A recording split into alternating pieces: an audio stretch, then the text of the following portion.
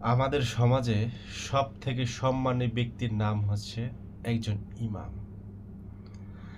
আর সেই সমাজের সবথেকে অবহেলিত ব্যক্তির নাম হচ্ছে একজন ইমাম।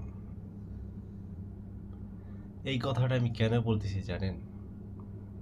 আমাদের দেশে, আমাদের সমাজে সবথেকে নিম্ন আয়ের ব্যক্তি দেখবেন দিন শেষে ৫ থেকে ৬০০ টাকা আয় করে। কিন্তু একজন ইমামকে আমরা কয় টাকা বেতন দিই?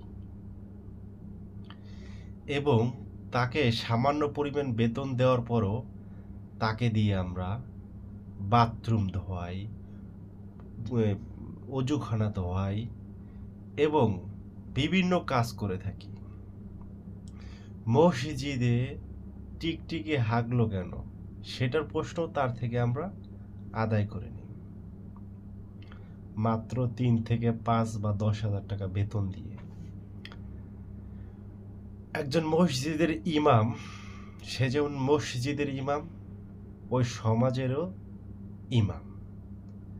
আজ আমরা কি সেই সমাজের ইমাম হিসাবে মসজিদের ইমামটাকে মেনে নিতে পেরেছি? মসজিদের ইমাম যদি কোনো সালিসিতে বসে কোনো কথা বলতে চায়, মাতবারে বলে, ইমাম সাহেব আপনি থামেন,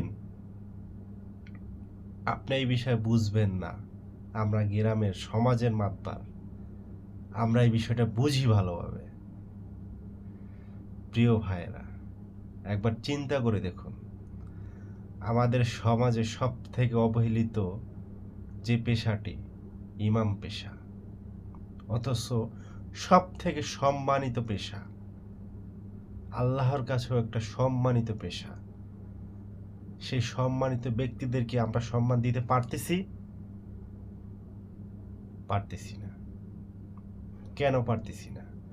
আমাদের মসজিদে টাইলস আছে, আমাদের মসজিদে দামি ফ্যান ঘুরে, আমাদের মসজিদে এলইডি লাইট, কতই না চাকচিক্য থাকে, তখন আমাদের পকেট ভর্তি টাকা থাকে, কিন্তু একজন মসজিদের ইমামের রুমটা কতটা চাকচিক্য থাকে, কতটা গোছালো থাকে,